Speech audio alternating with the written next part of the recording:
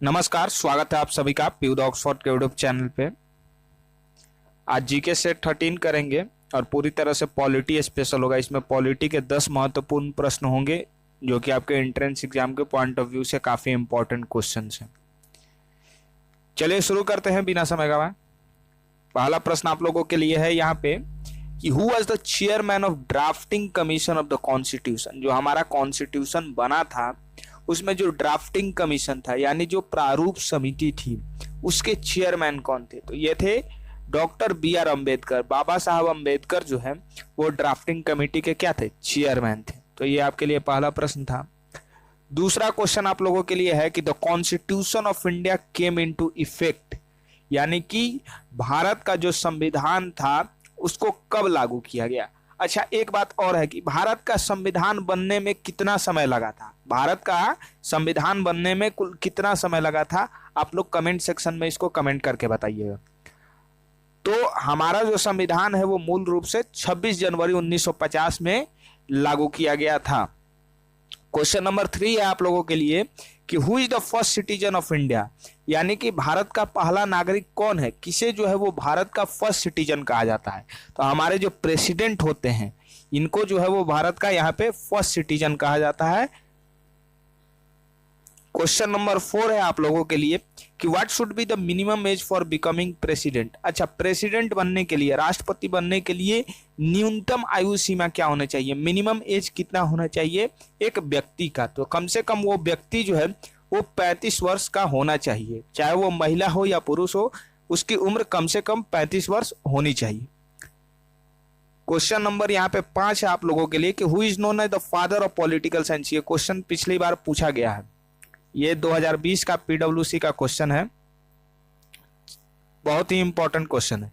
तो एरिस्टोटल यानी कि अरस्तु जो है इनको जो है वो फादर ऑफ पॉलिटिकल साइंस कहा जाता है, इनको फादर ऑफ बायोलॉजी भी कहा जाता है। क्वेश्चन नंबर 6 आपका कि which court stands at the apex of the judicial system of India, यानी कि भारत में ऐसा कौन सा कोर्ट है जो भारत की न्याय व्यवस्था है उसमें सबसे सर्वोच्च है, एपेक्स है? तो वो है भारत का सुप्रीम कोर्ट, क्योंकि सुप्रीम कोर्ट जो है वो इंडिया का जुडिशियल सिस्टम का जो हायरार्की है उसमें सबसे टॉप पे है, उससे ऊपर कोई कोर्ट नहीं है अभी तक। क्वेश्चन नंबर 7 आप लोगों के लिए कि who is the current speaker of Lok Sabha. जो लोकसभा है उसके करेंट स्पीकर अभी कौन है? तो ये ओम बिरला है और इनका संबंध जो है वो राजस्थान से है। क्वेश्चन नंबर 8 आप लोगों के लिए कि who is the current chairman of Rajya Sabha. जो राज्यसभा है उसके करेंट चेयरमैन कौन है? तो यह है वेंकैया नायडू, जो हमारे देश के वाइस प्रेसिडेंट होते हैं, उपराष्ट्रपति होते हैं, वहीं राज्यसभा के एक्स ऑफिशियो चेयरमैन भी होते हैं, यानी राज्यसभा के अध्यक्ष भी होते हैं। क्वेश्चन नंबर 9 है आप लोगों के लिए कि who is the president of constituent assembly. जो हमारी संविधान सभा बनी थी हमारे संविधान को बनाने के लिए, कॉन्स्टिट्यूशन को बनाने के लिए, उसके अध्यक्ष कौन थे? तो ये थे डॉक्टर राजेंद्र प्रसाद। इनका संबंध कहां से है? तो ये बिहार से हैं। और क्वेश्चन नंबर 10 है आप लोगों के लिए कि who was the first president of constituent assembly.